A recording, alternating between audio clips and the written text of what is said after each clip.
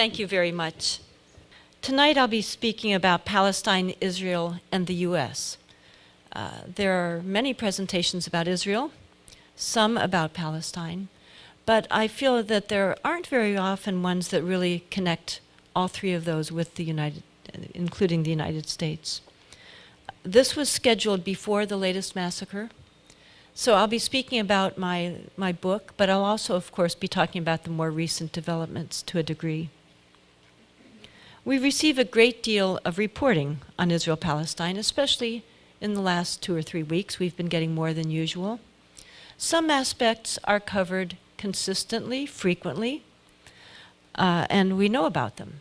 For example, Palestinian rockets.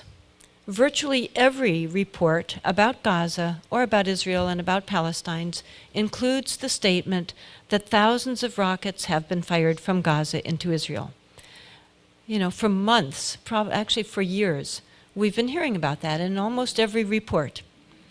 It's factual, we should know about it, and we do.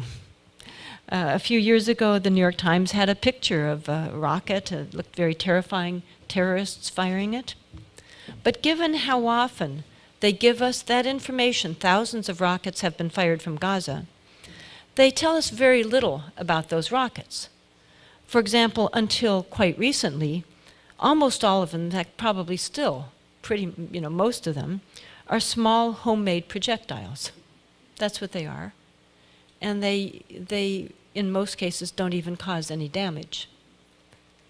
Now, they give us a statistics of sorts, thousands, but they never tell us, well, how many people have they killed in the whole approximately 12 years they've been used since spring of 2001. Thousands of rockets in total have been fired. How many people have they killed? At least give us a ballpark figure. Well, I did that a few months ago, and at that point it was 27 people. Now I think it's up to 29 people. Somehow they just don't tell us that. And they don't tell us, as fair-minded people, we should, and I think do, want information about both populations. So during that time, how many Gazans have been killed by Israeli forces? That number is not difficult to find either. It's about 5,700 Gazans. In fact, actually now it's 6,000, I think, the latest figures. Before the last few weeks, it was 4,700. They just seem to give us some information and leave out other equally significant and relevant information. So we hear about, for example, the Israeli children that have been killed. Every one of those deaths is a tragedy. We learn about the children, we usually see their names, we often hear about their parents. We grieve for those children as we should. But we almost never hear about the Palestinian children. We certainly don't learn their names, we don't see their parents, we don't grieve with their parents for children we don't even know were killed. If you'll notice, look at the first year.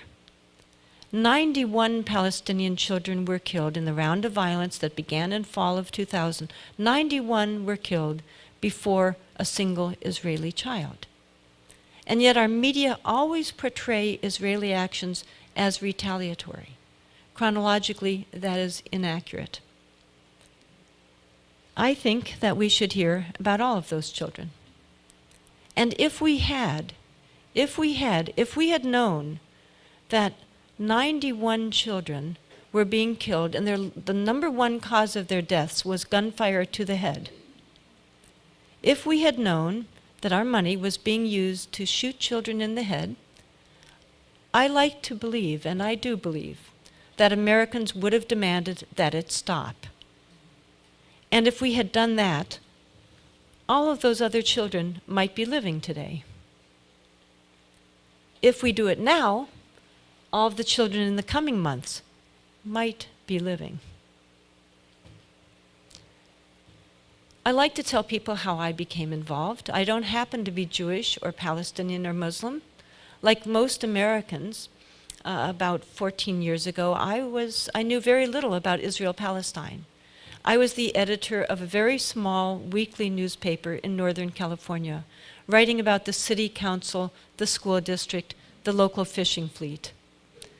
The Middle East seemed distant, confusing, and irrelevant to my daily life.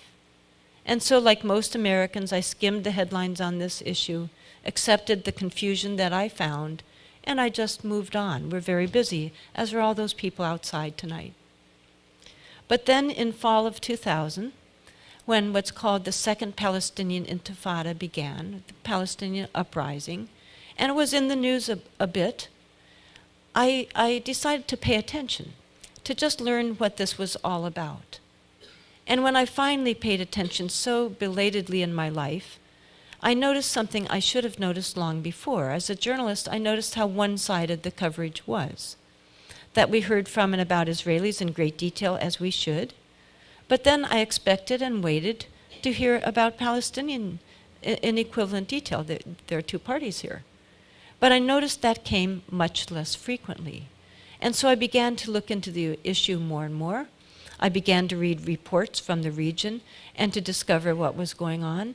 And I was shocked at what I discovered. I read in the Israeli media, for example, one of many reports, but I read a report reporting what an Israeli academic had said.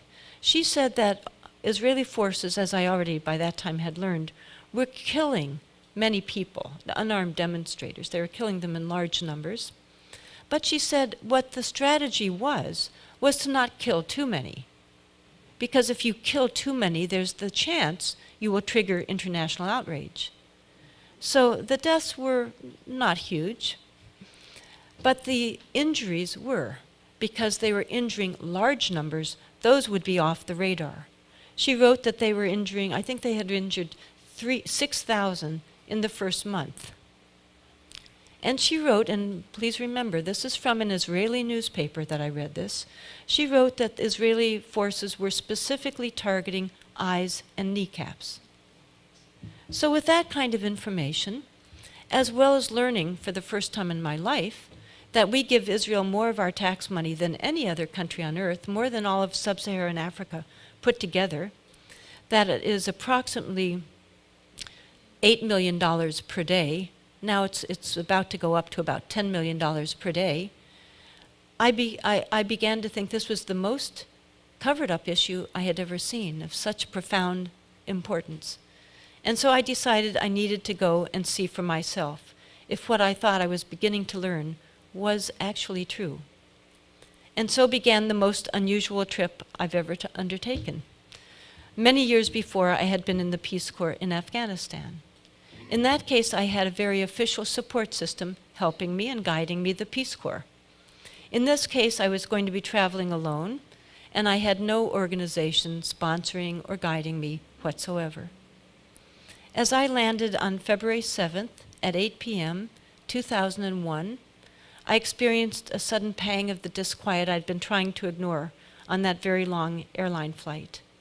What was it going to be like for me, as a single female American, to wander alone through a largely Muslim land that was in the middle of a violent uprising, and that was at the epicenter, we're continually told, is hostile to Americans in general, and to women in particular? What was it going to be like for me? As I traveled very randomly and haphazardly, I discovered these were two myths about this area that are as widely believed as they are false. People invited me to stay in their homes, which I gladly did. They treated me with respect. Whenever I said I was an American, which is what I always told them, the invariable response on that trip and on my many trips since was welcome. And yet we almost never see this. On that trip, I'll just tell you a little bit about it, but I found more about what was being done to Palestinians. Remember, this was by this time February of 2001. Before a single rocket had been fired, about 5 years before Hamas had been elected. Those are the two reasons, supposedly, Israel's attacking Gaza. Well, this is what Gaza looked like. These are the pictures I took. Here it is. That was filled with families. This is the Tufa area of Khan Yunis in southern Gaza. The people who were lucky had abandoned their homes. They were the people who had somewhere else to go. They'd only lost their home that sheltered them in old age, where their children were once safe. They had somewhere else to go, but many people were still living in those homes. These are all gone now. At one point when I was wandering around this area, there was suddenly Israeli gunfire very nearby. We all ducked and they took me away to a safer area. As I wrote in an email at the time, I at first thought that Israeli gunfire that suddenly occurred was just a coincidence. But then as I thought about it more, I think that was a very naive assessment, because I had occasionally looked over sandbag barricades or peeked out shuttered windows, and I had seen Israeli guard towers overlooking us.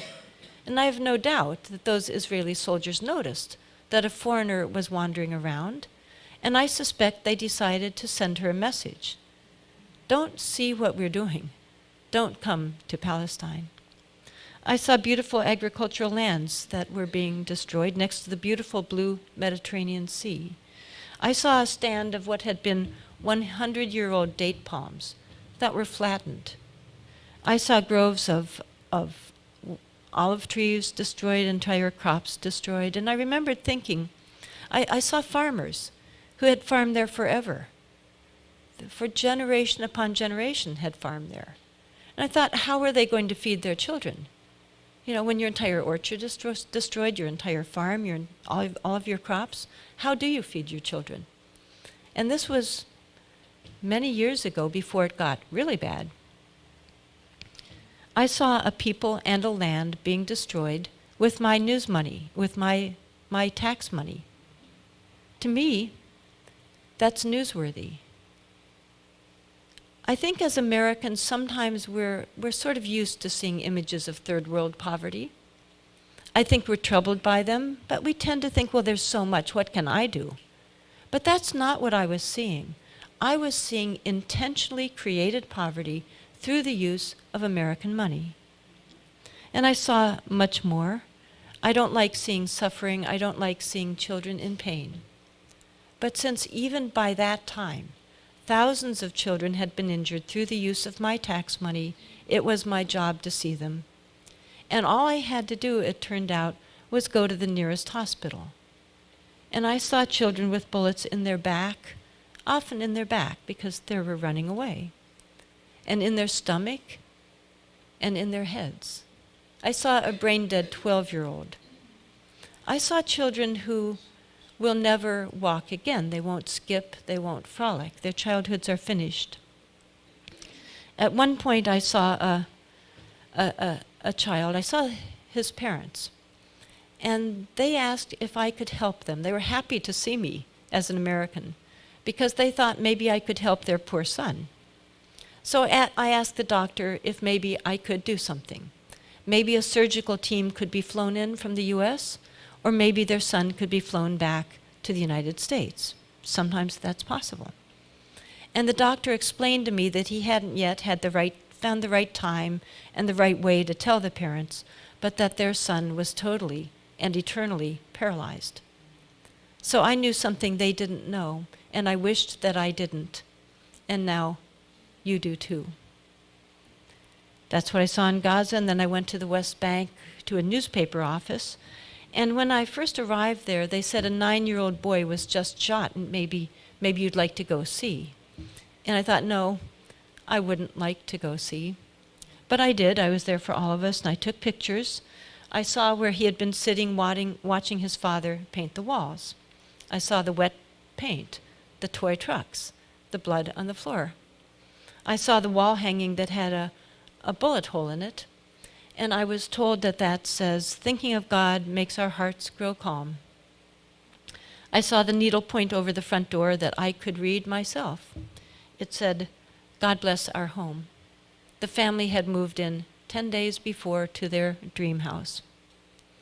I saw the flowers in the living room and the family photos on the wall. And I saw the parents when they got back from the hospital. I heard the mother and the sisters weeping and weeping. And I saw the father walking around shell-shocked. It looked like he was sleepwalking in a bad dream that will never end. And I saw the neighbors come in to try to comfort them. At one point, I heard a man tell the father, when it looked like he was about to break down, "Your son is a bird in heaven now." The next day was the funeral, and the next day there was another. There were funerals pretty much every day. And for the second one was for a woman who had had 3 sons, 18, 14, and 12. And she had been killed. So as I was interviewing people, I suddenly found myself next to a woman who it turned out was the dead woman's neighbor. This woman had gone to college in the U.S. She told me about her friend. She said that just a few days before, her friend had been asking her what it was like to go to college in the U.S. because her 18-year-old son wanted to go to college in the U.S. This woman explained to me, she said, it's every boy's dream in Palestine to go to college in the U.S. But she said, of course he won't go now. He'll stay home to help with his brothers. And since that trip, I've been back other times and seen the wall confiscating more land and the Kafkaesque way that people get out of Bethlehem, if they can get out of Bethlehem. And these are my pictures from the last time I visited Gaza in around 2010. And when I came back from that first trip, I started an organization called If Americans Knew, because I believed, and I still believe, if we all knew what was going on, we would stop funding it and we would end the violence. We especially looked at the media, because the media, I feel, news organizations, this is the most powerful institution in a democracy. This is how everybody around us learns what they think they know about many issues, especially international issues. So we decided to conduct media studies. I like the idea of a statistical study where you choose a category of significance, something that is as immune to subjective bias as possible. We decided to study how the media covered deaths among both populations. Both is the key word. We rarely get that. And we especially decided to look at the first year of that current uprising because first impressions are so powerful. And we did a subcategory of how many children were killed and how those were covered. Because I believe pretty much all of us feel that it is horrible and tragic when a child is killed. We're deeply saddened. It's also extremely newsworthy. So we needed to answer a very sad question: how many children among both populations were killed in that first year? Using an Israeli source, we discovered 28 Israeli children had been killed and 131 Palestinian children. How was this covered by our prime time network news shows, CBS, ABC, NBC? Well, we found that they had covered Israeli children's deaths at rates up to 13 and 14 times greater than they reported on the Palestinian children's deaths. In fact, typically, the media have a pattern of reporting on Palestinian children's deaths so minimally, even though they are so large, that many people have no idea they've been occurring. Another group did a study of National Public Radio. NPR has been accused consistently by Israel partisans as being supposedly pro-Palestinian. They have caused substantial financial damage to some NPR affiliates around the country with that accusation. So Fairness and Accuracy in Reporting decided to look into those accusations and to study NPR's reporting. Their researcher, Seth Ackerman, did an excellent study, and he discovered that, yes, indeed, NPR is very distorted on this issue, but that once again it is in a pro-Israel direction. He gave his study what I feel is a brilliant title. He called it The Illusion of Balance, because NPR, he counted up, had covered almost the same number of Israeli children's deaths as Palestinian children's deaths, making it seem to many listeners this was a reliable, unbiased source of information, balanced information. In reality, that was not balanced. That was huge distortion. In fact, I would suggest it was manipulation, in which you report a very large proportion, almost all, of one population's deaths, and very few of the others. We've also looked at daily newspapers. This is just a very typical daily newspaper from Silicon Valley, near Stanford University, the San Jose Mercury News. In this case, we looked at front page headlines. Many people are so busy that might be all you'll look at for that day, but at least you're keeping up with the important news of the day, the big front page news of the day. And again, to study those, we needed to baseline how many people of both populations were killed. We discovered that, as always, in every period of time, it's far more Palestinians that had been killed during that period. 121 Israelis, at least 384 Palestinians. How is this covered by this daily newspapers, daily front page headlines? They had reversed it and increased the differential.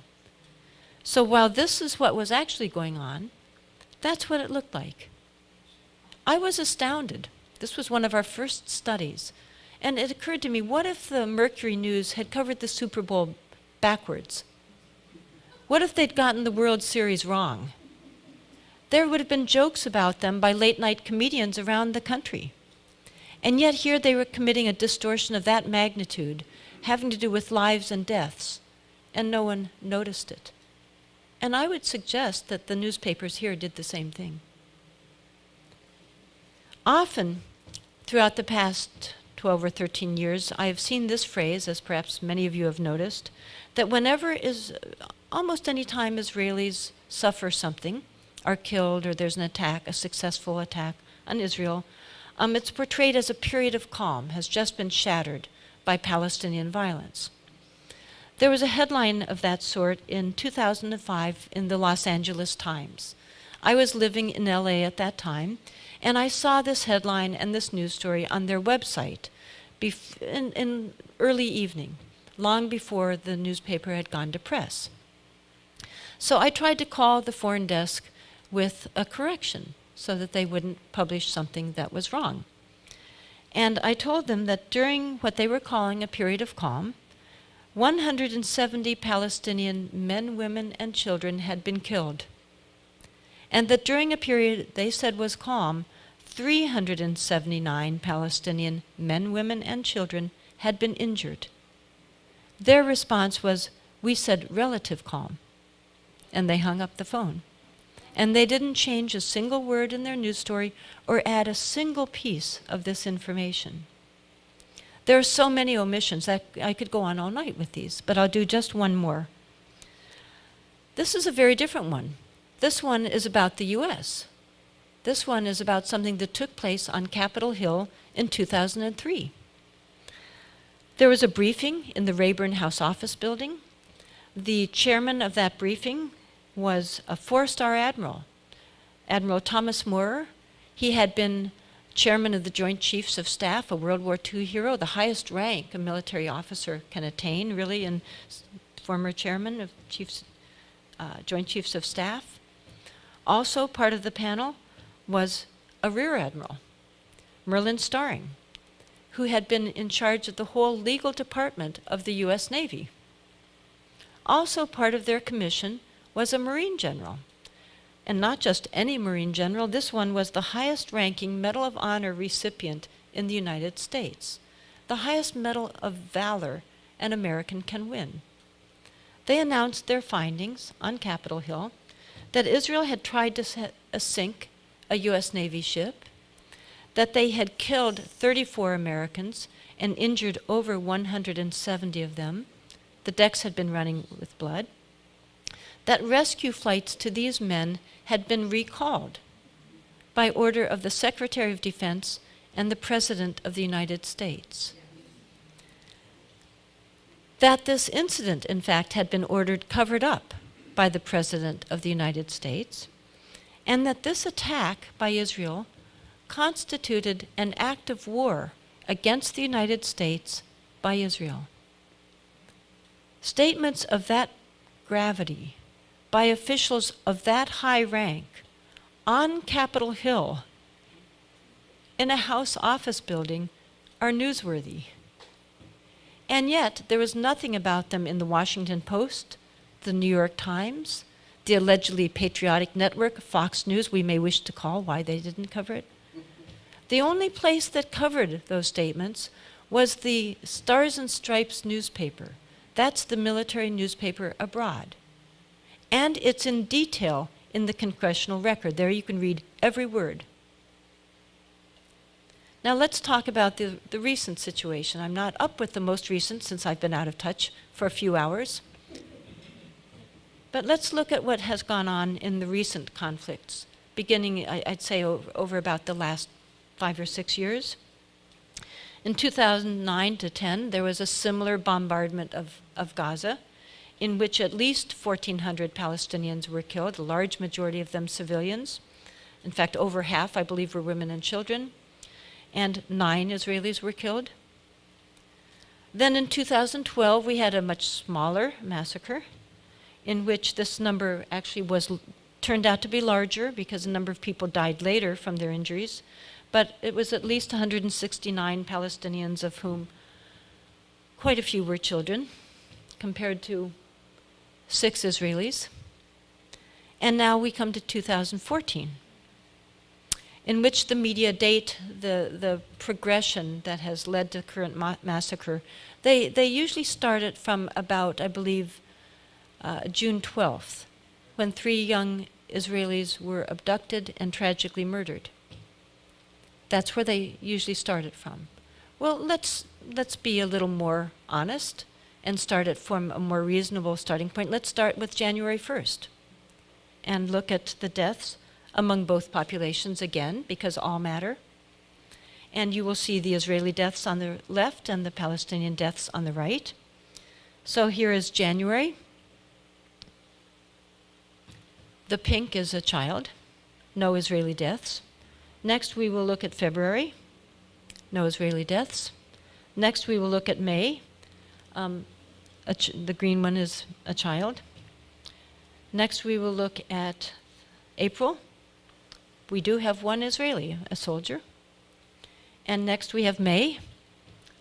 3 more Palestinians, 2 of them children. None of this was newsworthy to our media. None of those children, none of that was newsworthy. And what about abductions? They were very concerned about 3 Israelis abducted. Well, during this time, January 1st through May 31st, Israeli forces had abducted 2,300 Palestinians, quite a few children among them. But that wasn't newsworthy. Now we look at June, and there we see those 3. And then we look at then we have the chart, this one that I have here, up through July 21st, I think it was. And those are the numbers. This is what we're not getting. We get such filtered coverage with so many omissions of one sort. When I began to look into this and wake up to this late in my life, I wondered much more. How did this all begin? What's going on? What's Israel-Palestine about? Who really did initiate the violence? You know, we've seen from January 1st, we've seen going back to going back to 2000, 2001. Where and how did this all start? And how did the U.S. get such a uniquely special relationship with a tiny country without resources? How did this happen? Well, one of the first things I learned was that when I was born, there was no Israel. So where did this come from? Well, what I discovered was that there was a movement that began over a century ago and began operating in Europe and in the United States. It was and is a political movement that has profoundly and negatively impacted our country. It has tragically impacted the Middle East, and it has dangerously impacted the entire world. And yet most of us, I think, have never heard of it and could certainly not define it. It's political Zionism. This was a movement to create a Jewish state in Palestine. It began in the late 1800s. Well, let us look at Palestine in the late 1800s. It was what we largely think of now as a somewhat multicultural land, in that it was about 80% Muslim, about 15% Christian, and about 5% Jewish, all living together quite successfully. There are mosques, synagogues, churches throughout Palestine, throughout the Middle East, and throughout North Africa. These populations had been living without conflict for centuries. But this movement was created largely in Israel, largely in Europe, and then taken up at the same time in the US, to create a Jewish state on land that was already inhabited, in which 95% were not Jewish. Therefore, this would involve, and this was known by the leadership, even though many followers didn't know it, this would mean that 95% of those people were going to be dispossessed by money, if possible, by force, if necessary. This was written in Zionist journals early on. Now, my book and my talk concentrates on the U.S. aspect of all of this. What surprised me in my research is how early and how active this movement was in the United States, a movement I'd never heard of, although I was born here, and my parents were born here, and some ancestors go back to the beginning. It turns out that this was a very significant movement long before my parents were born. And then by 1910, there were already 20,000 Zionists in the U.S. They included lawyers, professors, and businessmen. It was already in 1910 a movement to which congressmen listened. Then in 1912, we had a very significant development. A prominent lawyer named Louis Brandeis became a Zionist. Brandeis not only didn't just become a Zionist, within about 2 years, he then became the head of World Zionism.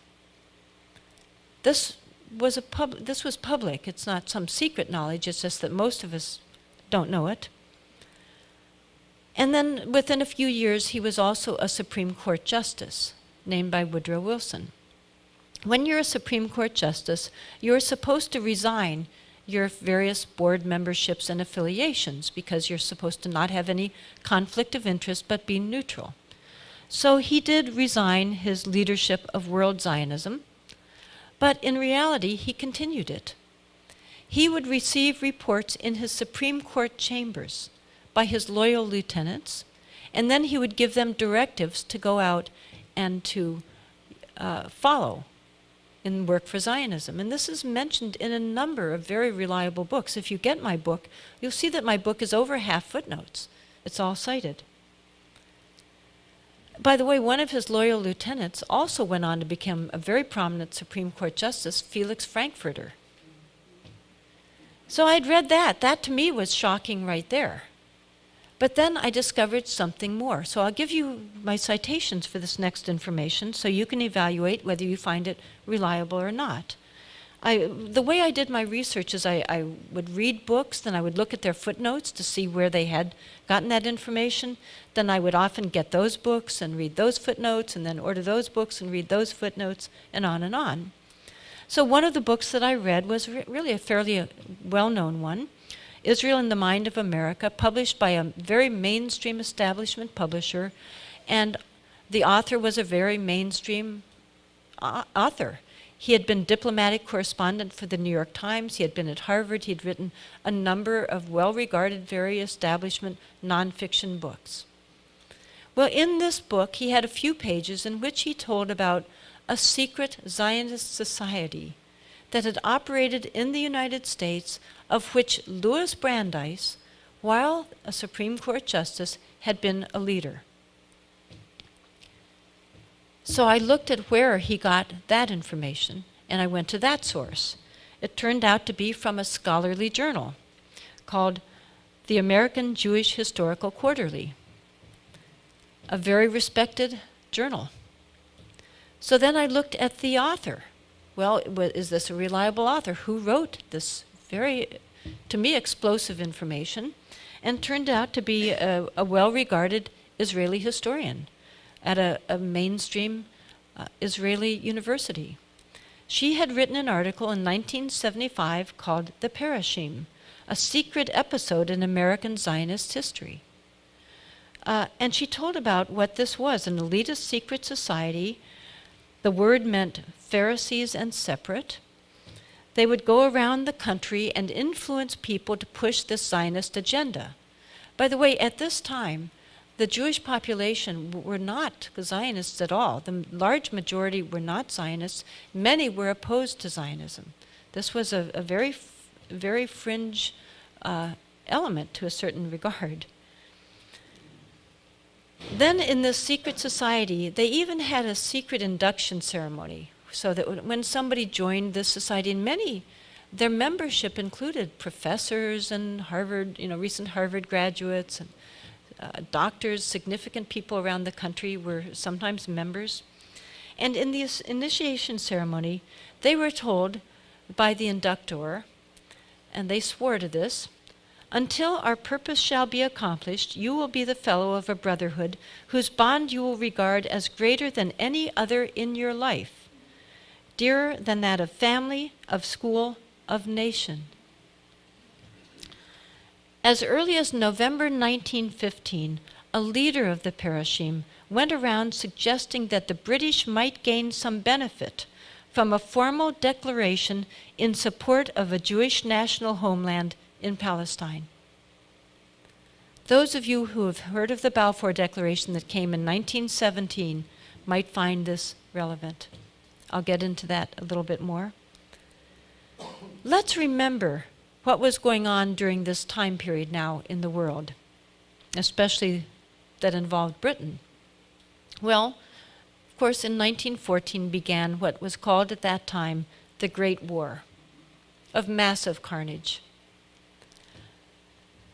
British forces in the first day of the Battle of the Somme lost, according to historians, somewhere around 50,000 to 60,000 men in one day of a battle that went on and on and on. The British and the German, both sides of course, wanted the U.S. to come in on their side to join this carnage. But the American population were that bad thing, they were isolationists. They didn't want to go kill and be killed in a foreign, pointless war. In fact, Woodrow Wilson was elected with the slogan, "He kept us out of the war." But of course, as you know, with hindsight, no, he didn't. Well, what happened is that the Zionists leaders, some of them in Britain, a man named Chaim Weizmann, who is quite well known, went to the British government and said, well, we can help you win this war. Now, why would they want to do that? Because the war wasn't just against Germany, it was against the Ottoman Empire. The Ottoman Empire held Palestine. Palestine was under the Ottoman Empire. So by defeating them, the British would come into control of Palestine. So the Zionists went to the British and said, we can help you get the United States into the war. Our Zionist colleagues in the United States, for example, they said in writing, Louis Brandeis, who is close to President Wilson, can help to do that. In exchange for that, the British did issue a declaration that was quite significant, mild as it may sound. It was really considered a gentleman's agreement. This is written about in a number of books. Just most of us don't know this about our own history. So the Balfour Declaration was basically a promise that the British would help to facilitate the Zionist objective of creating a Jewish state in Palestine. After the British, of course, did win, then at the Paris peace talks, the Zionists pushed this wording into the mandate in which Britain took charge of. Then jumping ahead to some of the American aspects again, then we find during the 30s and the 40s, in Palestine itself, there were the violence increased. Naturally, when there was colonization beginning around the turn of the century to a land with the intention of pushing out the land, the indigenous population at some point is going to wake up, and there will be violence. That had happened in the early 20s, and again in 1929. There was violence between the two populations. Then as now, the large number of those killed were the Palestinians. So as the violence increased, there were some terrorist organizations created in Palestine by the Zionists. One of them led by two of them led by future Israeli prime ministers.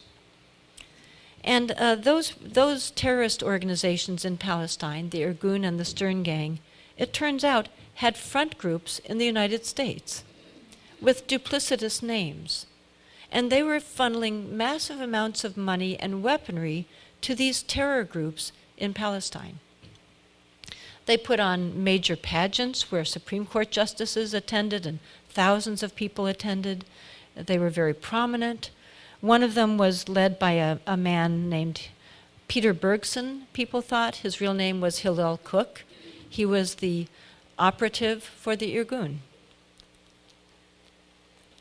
I looked into one of the leaders a bit more, just because I needed to find out his first name. When you're writing a book, you can't just write someone's last name, you need to know their first name. And I had heard about another leader of one of these types of front groups connected to killing in Palestine. And his name was Rabbi Korf, but I didn't know the first name. None of the books that I had a few paragraphs of them, but none of them gave his first name. So I looked into it on the internet, tried to do various searches, and eventually I came up with a UN report that gave his first name, Baruch Korf, and told a little bit about a plot he was part of. Using those search terms, I then could put in more information into my search bar, and suddenly all these PDFs of American newspapers popped up, all of these returns.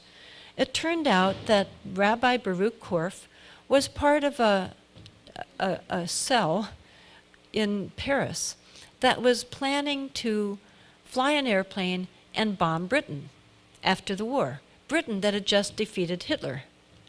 But they were so angry at the British because the British were not allowing a large enough Jewish immigration into Palestine. So they were going to kill the British. So Baruch Korf and his section of the Stern Gang had this plan, but there was one problem. They didn't know how to fly an airplane. They weren't pilots. So they needed to find somebody, and they recruited a young American aviator named Reginald Gilbert, I discovered. Reginald Gilbert had been an ace during the war. He was in Paris, and they recruited him to fly the airplane for them. He pretended to go along with the plot, but then he went to the American embassy. And the American embassy informed the Paris police and Scotland Yard. So for a week, he pretended to go along with this cell. And then when it came time to actually take off, to fly the plane, to drop these incendiary bombs onto the foreign ministry, they were caught. By the way, the original plan had been to bomb Parliament, but then they decided they hated the foreign ministry more. And Gilbert at one point had said to them, well, what if I can't find the foreign ministry in the London fog? They didn't have this degree of instrumentation we have today, and that was a real possibility. And they said, then just drop them anywhere, kill anybody, all British are our enemy. So they were caught. Korf was in prison for a few months in Paris, and he eventually got off. He had very powerful friends in the United States. But I was curious about him. I looked into him some more. This was so astounding to me. And none of these, dozens and dozens of books I have, none of them had this story in there at all. And so in looking at him, I discovered that later in life, he was a friend of Richard Nixon. In fact, it was reported that he had helped to influence Nixon's policies on the Middle East. In fact, Nixon, sort of in a fond way, called him my rabbi. Now, the precursor to today's very powerful Israel lobby was a group called the American Zionist Emergency Council, AZEC. This was formed in around 1940, and by 1943 had a budget of $500,000 at a time when a nickel bought a loaf of bread. Within a few years, they had maneuvered their way into access to an even far larger sum, in which they had access to $14 million in 1941 and $150 million by 1948. That's the equivalent in today's dollars of $1 trillion to use to manipulate the United States. So they targeted, with that money, every sector of U.S. society.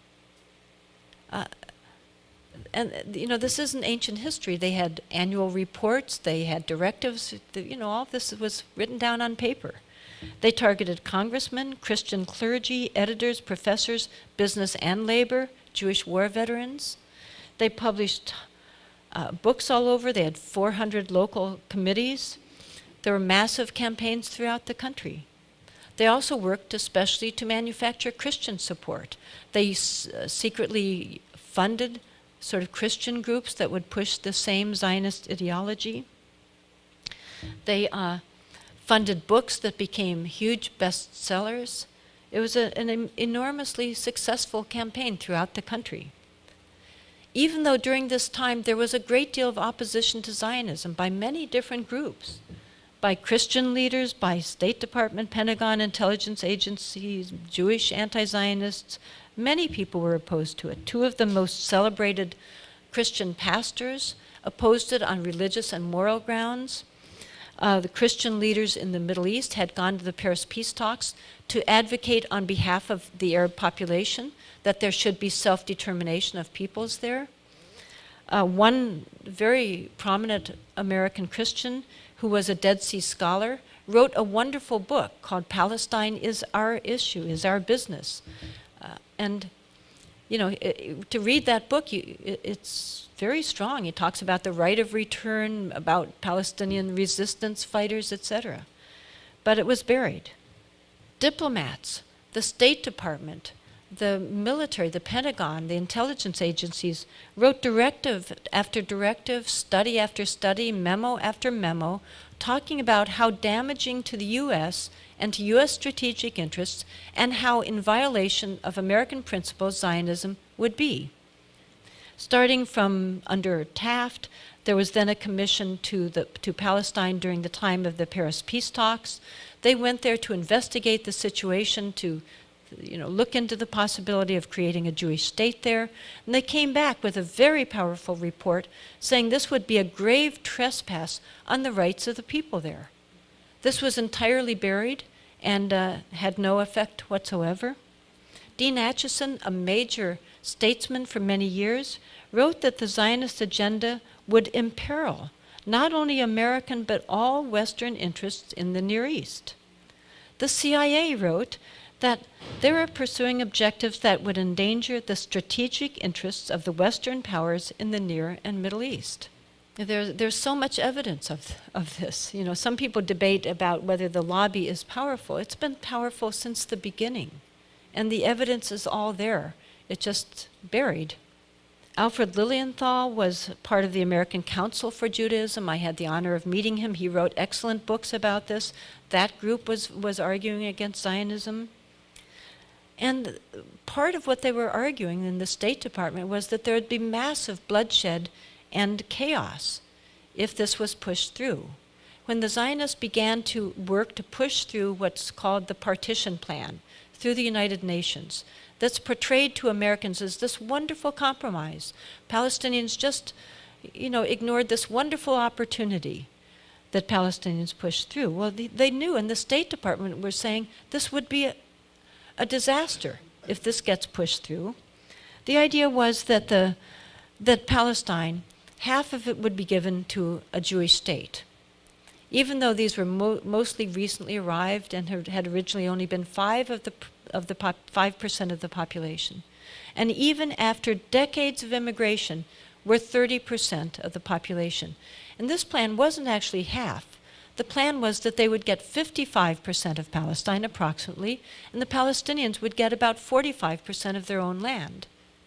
Now, I know what the Americans would say if the UN did that to us, But this is portrayed with, oh, those foolish Palestinians not accepting that. And by the way, many people are under the illusion that Israel bought up all that land. That's what's been told, and that was the attempt.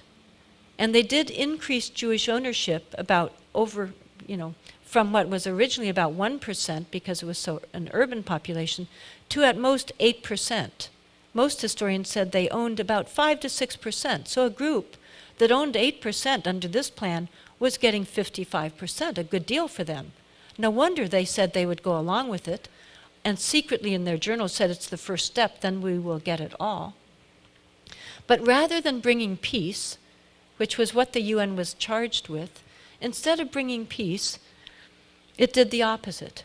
It created, of course, still more violence, and there was a war that Israel calls its War of Independence, and Palestinians call it al-Nakba, the catastrophe, because it was a massive humanitarian catastrophe. At least 750,000 men, women, and children were very ruthlessly and violently pushed off their land. There were at least 16 massacres before a single Arab army finally joined the fray.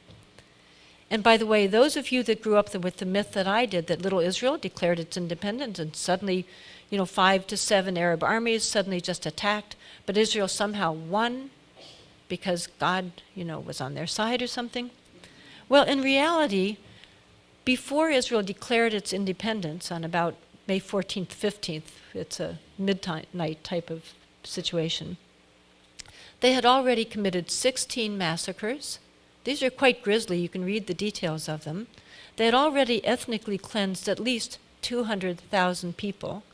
When these Arab armies did come into the fray, they were smaller in number, including the Palestinian forces, than the Zionist forces were.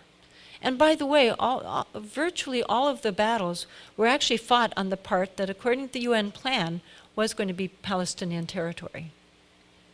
Now, some people, again, were trying to tell Americans what was going on. One of the most important was a woman named Dorothy Thompson. She was what Britannica Encyclopedia says was one of the most famous journalists of the 20th century. In fact, I believe at one place they say that she is the most important female journalist of the 20th century. It's true, although I had never heard of her. She had a newspaper column that was printed all over the United States, a radio program that was listened to by millions of Americans. She was such a celebrity that there was a Broadway play in which she was played by Lauren Bacall, and there was a Hollywood movie loosely based on her life in which she was played by Katharine Hepburn. She was considered the most powerful woman in the United States after Eleanor Roosevelt. She was an excellent journalist. She had been a foreign correspondent in Germany during the 30s and had been one of the first journalists to raise the alarm about Hitler. She was the first foreign journalist to be expelled by Hitler. She was therefore very sympathetic to Zionism. But after the war, later when Israel began to be created, she went over to see this wonderful state of Israel, the new Jewish state. And when she got there, she saw hundreds of thousands of Palestinian refugees living in squalor, dying in large numbers every day. And she began to write of them, to tell about them, to speak about them. She even eventually made a documentary about them. And for telling about these people, for writing about these people, she lost her newspaper column, she lost her radio program, she lost her fame, and she was erased from history. On sort of a similar final note, if I now tried to write an article, maybe about Dorothy Thompson, a fascinating person, or maybe about the Parashim, or maybe about Reginald Gilbert, there's much more I could tell you about, very interesting about him. If I tried to do that for a popular American history magazine, which I would like to do, I quite likely would not get it published. And that's, this is not paranoid speculation. A few years ago, we tried to put a paid newspaper ad in American History magazine, not about Palestine. We tried to put a paid ad in about a book, a memoir by a 91-year-old American congressman. It tells about his childhood in Depression-era America. in Corn Belt America, about being a small-town newspaper editor, about serving in the Seabees during World War II, about going to Congress, about all of his various fights in Congress, and about also, near the end of the book, it tells about the fact that when he started to speak about Palestine, he was targeted by the Israel lobby, money was funded to his opponent, and after 22 years in Congress, he lost the election, Paul Finley. But our advertisement didn't even tell about that last part of his very long life. It just told about his book, with the usual blurbs about what a wonderful book this is. But Eric Wieder, the publisher and owner of American History magazine, informed us that they would not publish our advertisement in American History magazine because we were anti-Israel, and that they would not publish our advertisement in any of the popular history magazines that they own in the United States, which is virtually every one. This is, according to their website, the largest history chain in the world, and it's certainly the largest one in the United States. So what do we do about this? To me, we tell people what's going on. We even talk to those people that we don't want to raise something serious or uncomfortable with, because right now, as we're talking, we all know what's going on in Gaza. In general, we don't know which child was just killed or lost their parents. We don't know which home was just destroyed, which hospital was further destroyed, but we know what's going on right now. And now we know a little bit about what's going on here. But we have the power to change this. I feel strongly that if every single person in the United States right now that is concerned about Gaza would actually just do something like maybe again, or maybe for the first time, phone your senator. If every single one of us did that tomorrow, it wouldn't change the policy overnight, but they have their fingers to the wind, and suddenly they would realize, whoa, looks like the tide is changing here. And half of them would love it to change. They don't like being AIPAC puppets. Now, some of them are ideological Zionists. That's the reality. But according to a congressman that I talked to a few years ago, he said over half in Congress know what they are doing is wrong, but they're afraid of the Israel lobby.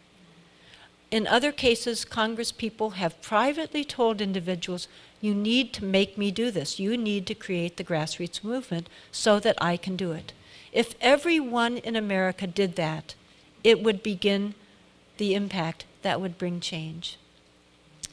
Thank you very much.